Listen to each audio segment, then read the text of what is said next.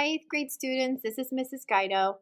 I'll be reading the Tulsa Black Wall Street Part 2 reading to you, just to make sure you have that audio support. On the first page of this assignment, you'll see that there is an image. Underneath the image, there are questions for you to analyze this image. Once you do the visual analysis, we're going to continue our reading A Time of Racial Violence on page 2. After you finish this page of reading, there is a question for you to respond to, which is explain how jealousy, racial tension, and violence were all connected at this time. So, this is your purpose for reading for this first page of text. It wasn't long before the affluent African Americans attracted the attention of local white residents who resented the upscale lifestyle of people they deemed to be an inferior race. I think the word jealousy is certainly appropriate during this time, says Place.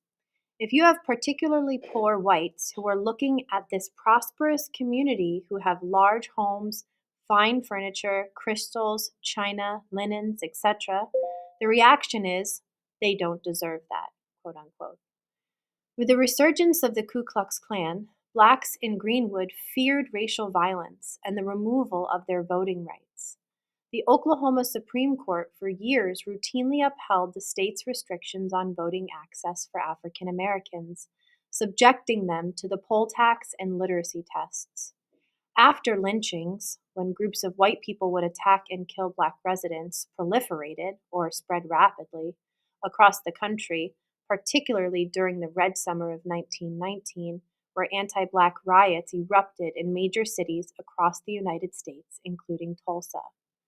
In response, the Tulsa Star encouraged blacks to take up arms and to show up at courthouses and jails to make sure blacks who were on trial were not taken and killed by white lynch mobs.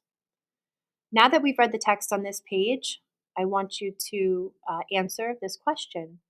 I gave you a sentence starter. Jealousy, racial tension, and violence were all connected at this time by